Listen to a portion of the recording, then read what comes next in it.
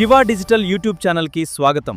మా ఛానల్లో వచ్చే వీడియోస్ని ప్రతి ఒక్కరూ చూసి మమ్మల్ని సపోర్ట్ చేయండి. ఇలాంటి వీడియోస్ కోసం సబ్స్క్రైబ్ చేయండి, లైక్ చేయండి, షేర్ చేయండి. జులై 2026 నాటి అత్యంత కీలకమైన పరిణామాలను డీకోడ్ చేసే ఈ స్పెషల్ విశ్లేషణకు స్వాగతం. ఒకవైపు ప్రపంచమంతా ఆర్థికంగా, భౌగోళిక, రాజకీయంగా ఎన్నో ఒడిదుడుకులను ఎదుర్కొంటుంటే, మరోవైపు మన దేశం మాత్రం వాటిని తట్టుకొని ఎంత స్ట్రాంగ్గా నిలబడుతోందో ఇవాళ మనం స్పష్టంగా తెలుసుకుందాం. ఈరోజు మనం కవర్ చేయబోయే టాపిక్స్ ఒకసారి చూద్దాం. మొదటిది గ్లోబల్ ప్రెషర్స్ అండ్ ఎకనామిక్స్, రెండవది ఇన్ఫ్రాస్ట్రక్చర్ అండ్ గ్రీన్ ఇనిషియేటివ్స్, మూడవది the AI and tech boom, మరియు చివరిగా ఎడ్యుకేషన్ అండ్ క్విక్ ఫ్యాక్ట్స్. ఇక ఏమాత్రం ఆలస్యం చేయకుండా మన మొదటి సెక్షన్ గ్లోబల్ ప్రెషర్స్ అండ్ ఎకనామిక్స్లోకి వెళ్ళిపోదాం. అసలు అంతర్జాతీయంగా ఈ ఇంధన సంక్షోభం ఏంటి, దానికి మన ఫైనాన్షియల్ సిస్టమ్స్ ఎలా రియాక్ట్ అవుతున్నాయో చూద్దాం. బ్యారెల్కు $100 వినడానికే కాస్త షాకింగ్గా ఉంది కదూ. జూలై నెలలో బ్రెంట్ క్రూడ్ ఆయిల్ ఈ మార్క్ను క్రాస్ చేసేయడం ఇంటర్నేషనల్ ఎనర్జీ క్రైసిస్ తీవ్రతకు అద్దం పడుతోంది. మిడిల్ ఈస్టులో టెన్షన్స్, బాబెల్ మండేబ్ దగ్గర హౌతీల దాడులు, అలాగే స్ట్రెయిట్ ఆఫ్ హార్మూజ్ మూసివేత, ఈ పరిణామాలన్నీ కలిసి ప్రపంచ ఇంధన మార్కెట్లను విపరీతమైన ఒత్తిడికి గురిచేస్తున్నాయి. ఇక్కడ మనం గమనించాల్సిన ఒక ఆసక్తికరమైన కాంట్రాస్ట్ ఉంది. ఒకవైపేమో ఆయిల్ ధరల పెరుగుదల, బలహీనమైన ఎల్నీనో పరిస్థితుల వల్ల మన దేశ 6.4% జీడీపీ గ్రోత్కి రిస్క్ ఉందని IMF వార్నింగ్ ఇస్తోంది. కానీ మన RBI మాత్రం చాలా కాన్ఫిడెంట్గా, దృఢంగా నిలబడుతోంది. ఏకంగా $675.1 బిలియన్ ఫారెక్స్ రిజర్వ్స్ మెయింటైన్ చేయడమే కాకుండా రూపాయి వాల్యూ పడిపోకుండా ఇటీవలే దాదాపు $21 బిలియన్ ఇన్ఫ్లోలను కూడా ఆకర్షించింది. గ్లోబల్గా ఎన్ని టెన్షన్స్ ఉన్నా కూడా మన దేశీయ ఉత్పత్తి రంగం మాత్రం సూపర్ స్ట్రాంగ్గా ఉంది. నంబర్స్ చూస్తే ఆ విషయం స్పష్టంగా అర్థమవుతోంది. జూన్ 2026 నాటికి ఐరన్ ఓర్ సెక్టార్లో ఏకంగా 43.9% భారీ గ్రోత్ కనిపించింది. అలాగే ఎలక్ట్రిసిటీ, సిమెంట్ రంగాలు రెండు కూడా 9.8% చొప్పున అద్భుతమైన వృద్ధిని సాధించాయి. ఇక భారీ పరిశ్రమల సంగతి అలా ఉంచితే బిజినెస్ అండ్ ఇన్నోవేషన్లో కూడా మనం దూసుకుపోతున్నాం. నీతి ఆయోగ్ వారి కొత్త ఇన్వెస్ట్మెంట్ ఇండెక్స్లో గుజరాత్ టాప్ ప్లేస్ కొట్టేసింది. అలాగే గ్లోబల్ ఫిన్టెక్ సెక్టర్లో పేటీఎం, బజాజ్ ఫినాన్స్ లాంటి మన కంపెనీలు టాప్ పిక్స్గా నిలిచాయి. అంతేకాదు, అనలిటిక్స్ ఇన్సైట్ లీడర్ల లిస్టులో అనాది శ్రీవాస్తవ లాంటి మన AI ఎక్స్పర్ట్స్కి అంతర్జాతీయ గుర్తింపు లభించింది. ఇండియా గ్లోబల్ ఫైనాన్స్ మ్యాప్లో తన ముద్రను ఎంత బలంగా వేస్తోందో చెప్పడానికి ఇదొక బెస్ట్ ఎగ్జాంపుల్. ఇక మన రెండో విభాగానికి వచ్చేద్దాం, infrastructure and green initiatives. Future కోసం మన దేశం ఎకో ఫ్రెండ్లీ పునాదులను ఎలా వేస్తోందో ఇప్పుడు చూద్దాం. ఇది నిజంగా మనందరికీ ఎంతో గర్వకారణం. ఎందుకంటే ఇండియన్ రైల్వేస్ ఎలక్ట్రిఫికేషన్లో ఒక భారీ రికార్డ్ సెట్ చేసింది. బ్రాడ్ గేజ్ నెట్వర్క్ను ఆల్మోస్ట్ 99.6% విద్యుతీకరించి ప్రపంచంలోనే స్విట్జర్లాండ్ తర్వాత సెకండ్ ప్లేస్లో నిలిచింది. మన రైల్వే నెట్వర్క్ సైజ్ని బట్టి చూస్తే ఇదొక మామూలు అచీవ్మెంట్ కాదు. రూరల్ లెవెల్ నుంచి డిజిటల్ టూల్స్ వరకు ఎకో ఫ్రెండ్లీ ఇనిషియేటివ్స్ భలేగా అమలవుతున్నాయి. తమిళనాడులో కిళ్ళై గ్రామం ఆ రాష్ట్రపు మొట్టమొదటి క్లైమేట్ రెసిలియంట్ గ్రామంగా నిలిచింది. అలాగే దేశవ్యాప్తంగా యూనివర్సిటీల్లోని జీవవైవిధ్యాన్ని కాపాడేందుకు క్యాంపస్ బయోడైవర్సిటీ రిజిస్టర్ తీసుకొచ్చారు. వీటితో పాటే నేషనల్ హైవేస్ వాళ్లు రాజ్మార్గ్ యాత్ర యాప్ ద్వారా డిజిటల్ లోకల్ పాస్ సిస్టమ్ని కూడా స్టార్ట్ చేశారు. 51.1 మిలియన్లు. ఈ నంబర్ చూస్తేనే అర్థమవుతోంది మన సోషల్ హెల్త్ కేర్ నెట్వర్క్ ఎంతలా విస్తరిస్తోందో. ఓకార్డ్ వారి మొబైల్ 100 ప్రోగ్రాం ద్వారా ఇప్పటివరకు 51.1 మిలియన్ల పేషెంట్ ఇంటరాక్షన్స్ జరిగాయి. త్వరలోనే దీన్ని 1000 మొబైల్ మెడికల్ యూనిట్లకు పెంచబోతున్నారు. దేశ నలుమూలల వైద్య సదుపాయాలు అందించడంలో ఇదొక గేమ్ చేంజర్. ఇప్పుడు మూడో విభాగం, ది AI అండ్ టెక్ బూమ్కు వెళ్దాం. అడ్వాన్స్డ్ టెక్నాలజీ అనేది మన రోజువారీ పనులను ఎలా డామినేట్ చేస్తోందో ఇక్కడ తెలుసుకుందాం.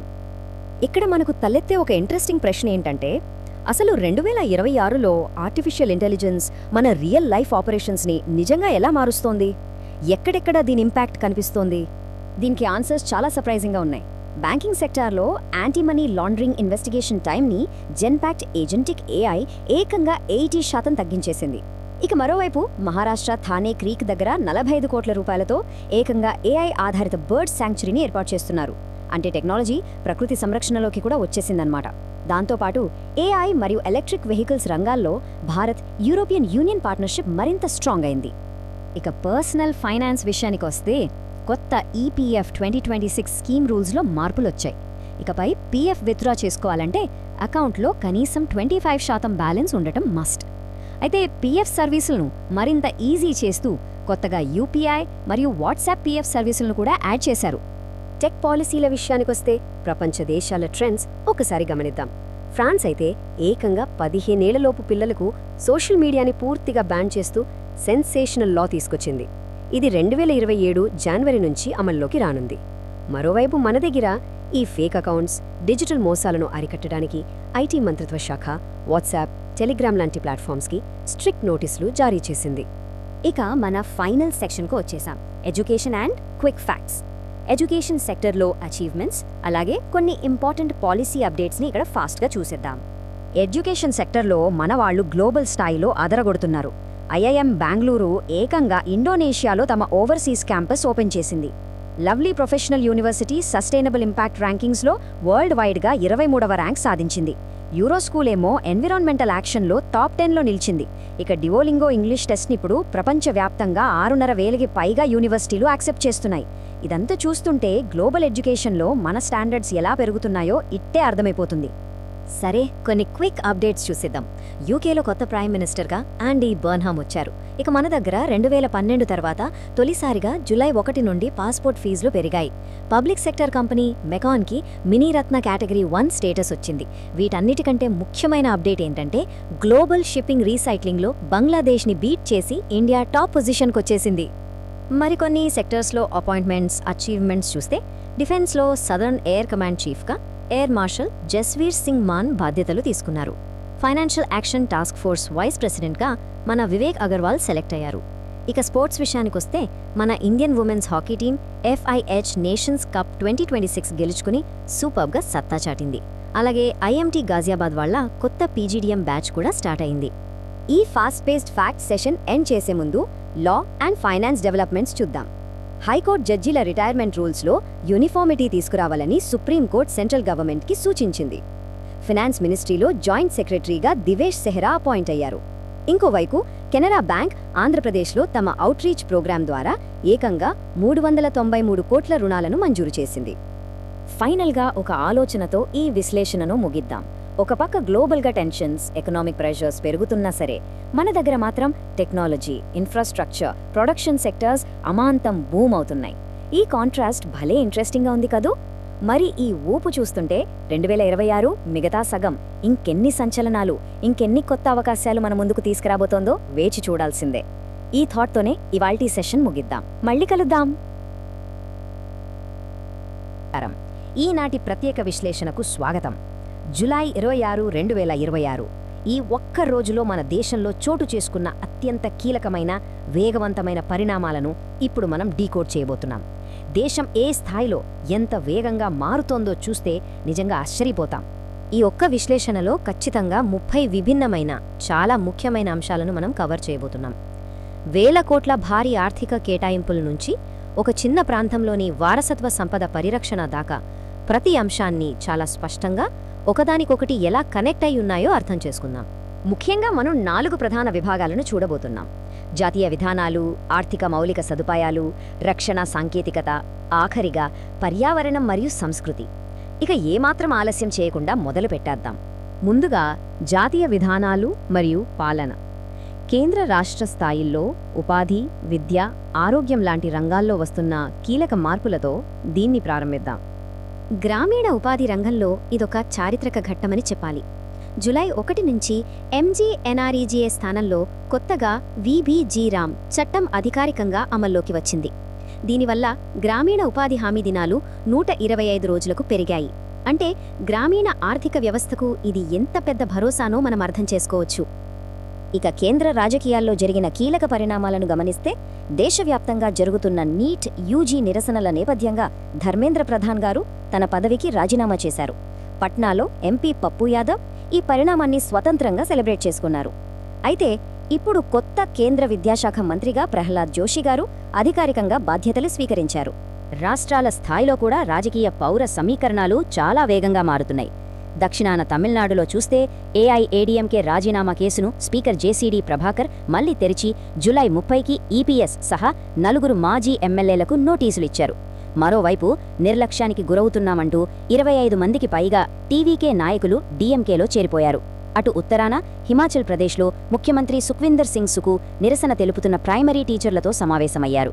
ఇక బీహార్లోని బ్యాంకిపూర్ ఉప ఎన్నికల కోసం బీజేపీ నేత నితిన్ నబీన్ ఇంటింటి ప్రచారం నిర్వహించారు.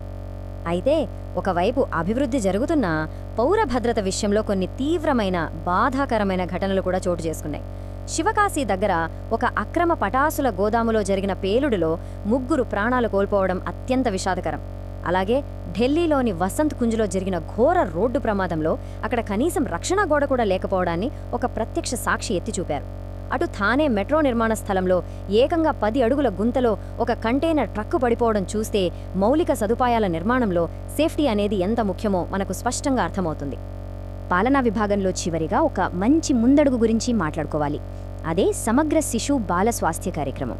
0 నుంచి 36 నెలల వయసున్న చిన్నారుల సమగ్ర సంరక్షణ, వారి ఆరోగ్య పరిస్థితుల డిజిటల్ ట్రాకింగ్ కోసం దీన్ని ప్రారంభించారు. ఆరోగ్యకరమైన భవిష్యత్తుకు ఇదొక బలమైన పునాది.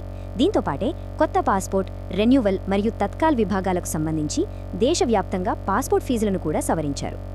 ఇప్పుడు మన రెండో ప్రధాన విభాగంలోకి అడుగు పెడదాం: ఆర్థిక వ్యవస్థ మరియు మౌలిక వసతులు. ఈరోజు ఆర్థిక ముఖచిత్రాన్ని మార్చే స్థాయిలో జాతీయ, రాష్ట్ర స్థాయిల్లో భారీ కేటాయింపులు జరిగాయి. ఇక్కడ ఇన్వెస్ట్మెంట్ల పరిమాణం చూస్తే మనం నిజంగా ఆశ్చర్యపోతాం. 2030 నాటికి $100 బిలియన్ లక్ష్యంతో 0 సుంకం అంటే జీరో డ్యూటీ యాక్సెస్తో ఇండియా యూకే సిటిఏ ఒప్పందం ఇప్పుడు యాక్టివ్ అయింది. మరోవైపు సిస్టంలోకి లిక్విడిటీని పెంచేందుకు ఆర్బీఐ 7 రోజుల వీఆర్ఆర్ వేలం ద్వారా ఏకంగా 11,41 కోట్ల రూపాయలను ప్రవేశపెట్టింది. అటు పశ్చిమ బెంగాల్ మహిళలు మౌలిక వసతులపై దృష్టి పెడుతూ 4.38 లక్షల కోట్ల రూపాయల భారీ బడ్జెట్ను ప్రవేశపెట్టగా, హర్యానా మరియు రాజస్థాన్ రాష్ట్రాలు 34,102 కోట్ల రూపాయల భూగర్భ యమునా పైప్లైన్ ప్రాజెక్టుకు గ్రీన్ సిగ్నల్ ఇచ్చాయి. ఇవన్నీ అసాధారణమైన ఆర్థిక ఉద్దీపనలు. మౌలిక సదుపాయాలు కూడా అదే స్థాయిలో ఆధునికీకరించబడుతున్నాయి. ముఖ్యంగా చారిత్రాత్మకమైన కొన్ని ఫస్ట్ టైం రికార్డులు నమోదయ్యాయి. మహారాష్ట్రలో భారతదేశపు మొట్టమొదటి ఆఫ్షోర్ విమానాశ్రయానికి అనుమతి లభించింది. వారణాసిలో గంగానదిపై వీడీఏ మరియు గేల్ ఆధ్వర్యంలో ఎలక్ట్రిక్ బోట్ పైలట్ ప్రాజెక్ట్ ప్రారంభమైంది. ఉత్తరప్రదేశ్లో 91 కేఎల్పీడీ సామర్థ్యంతో ప్రైవేట్ ఇథనాల్ బయో రిఫైనరీ రాబోతోంది. ఇక గుజరాత్లో కేంద్ర మంత్రి అమిత్ షా భారత్ టాక్సీని ప్రారంభించారు. ఇది డ్రైవర్లకే యాజమాన్యమున్న జీరో కమిషన్తో నడిచే దేశపు మొట్టమొదటి కోఆపరేటివ్ మోడల్. భలే ఉందో కదా. వనరుల నిర్వహణలో కూడా ఇవాళ పెద్ద బ్రేక్ త్రూస్ వచ్చాయి. మధ్యప్రదేశ్, గుజరాత్, రాజస్థాన్, మహారాష్ట్ర ఈ 4 రాష్ట్రాలు ఎట్టకేలకు నర్మదా ప్రాజెక్ట్ చెల్లింపుల ఒప్పందంపై సంతకాలు చేసి ఫైనలైజ్ చేశాయి. రాజస్థాన్లో సరికొత్త సహజ వాయువు నిల్వలు బయటపడ్డాయి. అలాగే మేఘాలయలోని రీబోయలో ఈశాన్య భారతదేశపు అతిపెద్ద ఆర్గానిక్ స్పైస్ అంటే సేంద్రియ సుగంధ ద్రవ్యాల ప్రాసెసింగ్ యూనిట్ ప్రారంభించబడింది. ఇక 3వ విభాగం రక్షణ, భద్రత మరియు సాంకేతికత. మన దేశ భవిష్యత్తును, సరిహద్దులను, సముద్ర జలాలను మనం ఎలా సురక్షితం చేసుకుంటున్నామో ఇప్పుడు చూద్దాం. 15,000 కోట్ల రూపాయలు. ఈ భారీ పెట్టుబడి మన స్వదేశీ టెక్ సామర్థ్యాల్లో ఒక పెద్ద ముందడుగు. ఒడిశాలోని భువనేశ్వర్లో advanced AI optimised data centre, global tech సెంటర్ను నిర్మించడానికి హెచ్సిఎల్ టెక్ మరియు సర్వం ఏఐ సంస్థలు సంయుక్తంగా పెడుతున్న పెట్టుబడి ఇది. రక్షణ రంగానికి వస్తే ఈరోజు మనం సాధించిన 2 స్వదేశీ మైలురాళ్ల గురించి ఖచ్చితంగా మాట్లాడుకోవాలి. ఒకటి దృష్టి. ఇది దేశపు మొట్టమొదటి మల్టీ సెన్సార్ ఉపగ్రహం. దీన్ని విజయవంతంగా మోహరించారు. 2 తార. ఇది మన దేశీయంగా ఉత్పత్తి చేయబడిన మొట్టమొదటి గ్లైడ్ వెపన్. ఇవి మన రక్షణ రంగంలో సార్వభౌమాధికారాన్ని ఎంతగానో చాటుతున్నాయి. అయితే అంతర్జాతీయ భద్రతా విషయాలకు వస్తే ఒక ఆందోళనకరమైన వార్త. ఉక్రెయిన్లోని ఒడెస్సా పోర్ట్ దగ్గర ఒక భారతీయ నౌకపై దాడి జరిగిన ఘటనలో నౌకలో ఉన్న 4 భారతీయులలో 2 సురక్షితంగా ఉన్నారని డేటా నిర్ధారిస్తోంది. కానీ మిగిలిన 2 పరిస్థితి గురించి ఇంకా సమాచారం రావాల్సి ఉంది. దీనికోసం మనం అత్యవసరంగా ఎదురుచూస్తున్నాం. ఇక జాతీయ భద్రతను మరింత పటిష్టం చేయడానికి కొత్తగా బ్యూరో ఆఫ్ పోర్ట్ సెక్యూరిటీని ఏర్పాటు చేశారు. అలాగే 2025 సంవత్సరానికి గాను ప్రపంచంలోనే అగ్రగామి షిప్ రీసైక్లింగ్ దేశంగా భారతదేశం నిలిచింది. దౌత్యపరంగా చూస్తే భారతదేశం ప్రతిష్టాత్మకమైన బ్రిక్స్ ఎన్ఎస్సీ సమావేశానికి ఆతిథ్యమిస్తోంది. అదే సమయంలో బంగ్లాదేశ్ ప్రధాని తారిక్ రెహమాన్ను శిఖరాగ్ర సమావేశానికి ప్రత్యేకంగా ఆహ్వానించింది. మనం చివరి విభాగానికొచ్చేశాం. పర్యావరణం, వారసత్వం మరియు సంస్కృతి. వేగవంతమైన ఆధునికీకరణ వైపు పరుగులు తీస్తున్న తరుణంలో మన మూలాలను, ప్రకృతిని ఎలా కాపాడుకుంటున్నామో గమనిద్దాం. ఇక్కడొక ఆసక్తికరమైన విషయం ఏంటంటే స్థానిక హస్తకళలకు దక్కుతున్న గుర్తింపు. వెదురు కళాఖండాలు, కర్బీ ఆంగ్లాంగ్ చేనేత, లాంటి వాటి కోసం అస్సాం ఏకంగా 4 కొత్త జీఐ ట్యాగ్లను దక్కించుకుంది. అటు మధ్యప్రదేశ్ మాండూ ప్రాంతానికి చెందిన ఖురాసానీ ఇమ్లీ అంటే చింతపండు కోసం ఒక జీఐ ట్యాగ్ను పొందింది. ఇది మన లోకల్ టాలెంట్కు దక్కుతున్న అరుదైన గౌరవం. ఇక రాజస్థాన్లో సంప్రదాయం మరియు టెక్నాలజీ కలయికను మనం అక్షరాలా చూడొచ్చు. జైపూర్లోని ఆమేర్ ఫోర్ట్ వద్ద ఉన్న పురాతన కుడియ చిత్రాలను అంటే ఫ్రెస్కోలను శాస్త్రీయంగా డాక్యుమెంట్ చేసి సంరక్షించడానికి ఇప్పుడు అత్యాధునిక XRF ఎనలైజర్ను వాడుతున్నారు. సాంకేతికతను మన చరిత్రను కాపాడుకునేందుకు వాడటం నిజంగా గ్రేట్ కదా. పర్యావరణ పర్యాటకం, వన్యప్రాణుల సంరక్షణ కూడా అంతే చురుగ్గా సాగుతున్నాయి. వైష్ణోదేవి యాత్ర తిరిగి ప్రారంభమైంది. జార్ఖండ్లో ఆధ్యాత్మిక పర్యాటకాన్ని ప్రోత్సహించడానికి ఈజ్ మై ట్రిప్ MOU కుదుర్చుకుంది. ఇక వన్యప్రాణుల విషయానికొస్తే ఒడిస్సాలోని సత్కోసియాలో పులులను మళ్లీ ప్రవేశపెట్టేందుకు NTCA ఆమోదం తెలిపింది. లడఖ్లో మంచు చిరుతల సంరక్షణ కోసం షాన్ కన్జర్వేషన్ సొసైటీకి కూడా అనుమతి లభించింది. మనం ఈ 30 కీలకమైన జాతీయ పరిణామాలను గమనించిన తర్వాత ఒక బలమైన ఆలోచన మన మదిలో మెదులుతోంది. 15,000 కోట్ల రూపాయల AI కేంద్రాలు, మల్టీ సెన్సార్ ఉపగ్రహాల వంటి అత్యాధునిక ఆవిష్కరణల కోసం ఒకవైపు పరుగులు తీస్తుంటే, మరోవైపు పురాతన కుడ్య చిత్రాలు, స్థానిక చేనేత వస్త్రాలు, మంచు చిరుతల పరిరక్షణతో ఈ దేశం భవిష్యత్తులో ఈ రెండింటినీ ఎలా సమతుల్యం చేసుకోబోతోంది? ఇది నిజంగా ఆలోచించాల్సిన విషయమే.